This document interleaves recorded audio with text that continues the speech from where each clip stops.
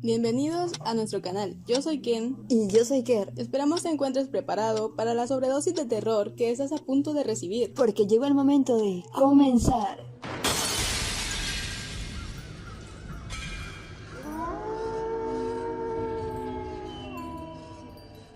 Una niña de 7 años se había quedado con su abuela en su pequeño piso porque sus padres se habían ido al cine. Todo iba normal, cenaron y se rieron un rato, charlando juntas. A las 10 de la noche, la abuela se puso a hacer labores de costura y la niña se puso a ver la tele, pero de repente a la abuela le entró una sed increíble y le dijo a su nieta si le podría traer un vaso de agua. «Está oscuro», dijo la niña.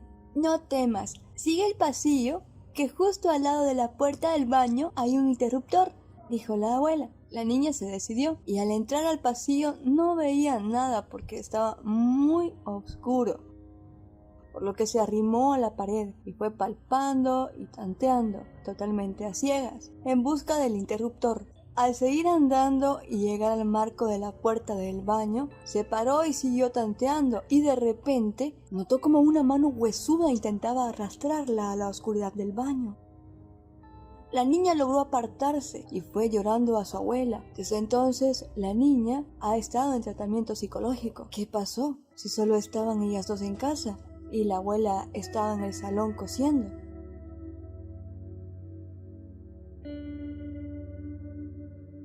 El siguiente relato se titula «Ven a jugar conmigo». Hace tiempo una amiga mía y yo decidimos hacer espiritismo por primera vez, ya que nunca antes nos habíamos atrevido a hacerlo. Llamamos a otras 2 amigas para que nos acompañaran, ya que a mí me habían dicho que probablemente con solo 2 personas sería más difícil que pasara algo. Nos costó trabajo convencerlas, pero al final cedieron. Lo preparamos todo y un poco asustadas comenzamos a hacer la ouija. Durante la sesión, una de las compañeras a las que habíamos llamado dijo: «Yo me voy de aquí, menuda tontería esto de la ouija». Nosotras nos asustamos un poco y decidimos dejarlo para otro momento. Al cabo de unos días, la compañera que se había ido me llamó aterrorizada diciéndome que de camino a casa, después de haberse ido a estudiar a la biblioteca, al pasar por delante de una casa en ruinas que hay cerca de su hogar, una niña vestida de blanco le había pedido que jugara con ella. Mi amiga le dijo que no podía ya que tenía prisa por llegar a casa, y acto seguido la niña comenzó a llorar con lágrimas de sangre. Mi amiga salió de ahí corriendo y al llegar a casa fue cuando me llamó. Hasta ahí fue lo que me contó mi amiga. En un principio me lo tomé a broma, pero algo me hacía pensar que mi amiga hablaba en serio. En mi habitación comencé a darle vueltas al asunto y me acordé del día en que habíamos hecho espiritismo y de las malas maneras con las que mi amiga se había retirado. Pensé que no tendría nada que ver y me dormí.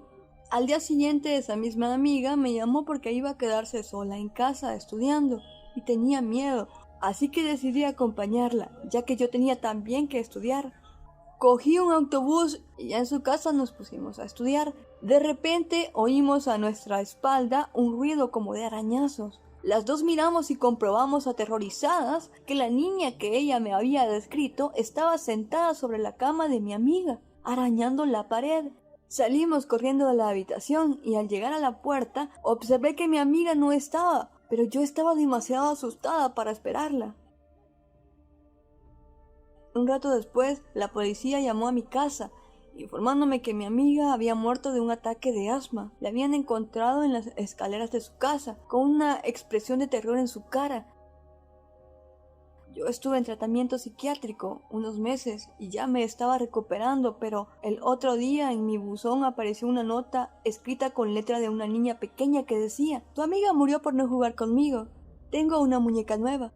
Yo creo que es una broma, ya que nuestra historia se ha hecho bastante popular en el pueblo. Pero por otra parte tengo miedo. ¿Vendrá por mí?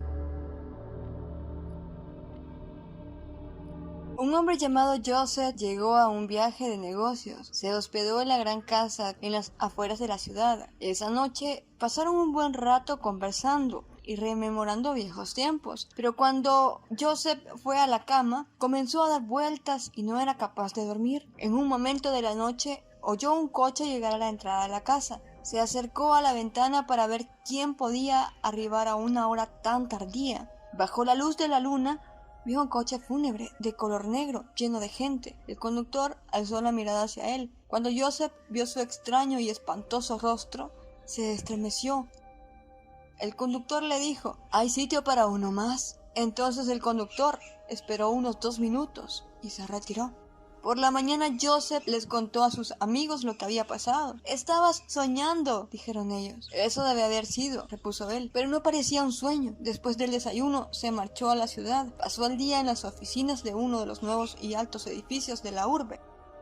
A última hora de la tarde, él estaba esperando un ascensor que lo llevaría de vuelta a la calle, pero cuando se detuvo en su piso, este se encontraba muy lleno. Uno de los pasajeros lo miró y le dijo: «¿Hay sitio para uno más?». Se trataba del conductor del coche fúnebre. «No, gracias», dijo Joseph, «esperaré al siguiente». Las puertas se cerraron y el ascensor empezó a bajar. Se oyeron voces y gritos y un gran estruendo. El ascensor se había desplomado contra el fondo. Todas las personas que habían a bordo murieron. Daisy Clark había estado en coma durante más de un mes. Cuando el médico dijo que finalmente había muerto, fue enterrada en un fresco día de verano en un pequeño cementerio a 1,5 kilómetros de su casa.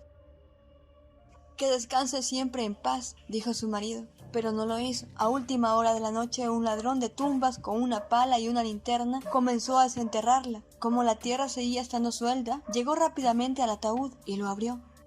Su presentimiento era cierto. Daisy había sido enterrada portando 2 valiosos anillos, un anillo de bodas con un diamante y un anillo con un rubí que brillaba como si estuviera vivo. El ladrón se arrodilló y extendió sus manos dentro del ataúd para arrebatar los anillos, pero estaban totalmente adheridos a sus dedos, así que decidió que la única manera de hacerse de ellos era cortando los dedos con un cuchillo. Pero cuando cortó el dedo con la alianza, este comenzó a sangrar. Y Daisy Clark comenzó a moverse. De repente ella se sentó. Aterrorizado, el ladrón se puso en pie, golpeó accidentalmente la linterna y la luz se apagó. Podía oír a Daisy salir de su tumba. Al pasar junto a él en la oscuridad, el ladrón se quedó allí congelado de miedo, aferrado al cuchillo con la mano. Cuando Daisy lo vio, se cubrió con su suéter y le preguntó: «¿Quién eres?». Al escuchar hablar al cadáver, el ladrón de tumbas corrió. Daisy se encogió de hombros y siguió caminando, y no miró hacia atrás ni una sola vez. Pero, llevado por su temor y confusión, el ladrón huyó en la dirección equivocada. Se lanzó de cabeza en la tumba aún abierta, cayó sobre el cuchillo que llevaba en su mano y él mismo se apuñaló. Mientras Daisy caminaba hacia su hogar, el ladrón se desangró hasta morir.